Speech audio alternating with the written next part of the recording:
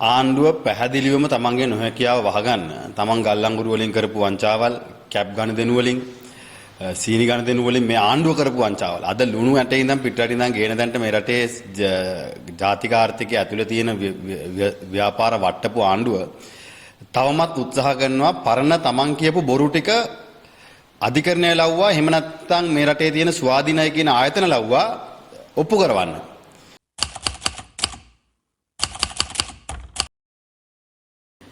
අපි කාය ගාවට දෙන්නේ. ඉතින් එහාට අපිට සාධාරණයක් ගන්න මොන ආයතනෙත් තියෙන්නේ. ඒ හින්දා තමයි මම පැහැදිලිවම කියන්නේ මේ කරන වැඩෙන් වෙන්නේ මේ ස්වාධීන ආයතන කෙරෙහි තියෙන විශ්වාසය බිඳ වැටෙනවා. ඉතින් අපි ආණ්ඩුවටත් කියන්නේ කරුණා කරලා සාධාරණ පරීක්ෂණ කටයුතු කරන්න. ඉතින් පැහැදිලිවම අපි ගත යුතු හැම නීතිමය ක්‍රියාමාර්ගයක්ම සහ දැනුම් දිය යුතු හැම ආයතනයකටම පුද්ගලයාටම අපි දැනුම් දෙනවා. හැබැයි ඉතින් අවසානයේ තමන් හදපු බොරු සාක්ෂි මත තමයි අධිකරණ වල නඩු අහන්න වෙන්නේ. ඉතින් මෙහෙමනම් යුද්ධය අවසන් කරලා මේ රට ගොඩනගපු ජනාධිපතිවරයාටත් සලකන්නේ. ඉතින් මේ රටේ සාමාන්‍ය මිනිස්සුන්ට ආණ්ඩුවේ අවශ්‍යතාවය ඉටු කරන්නේ නැති අයට මේ ආයතන කොහොම හැසිරෙනවද කියලා හිතා ගන්න පුළුවන්.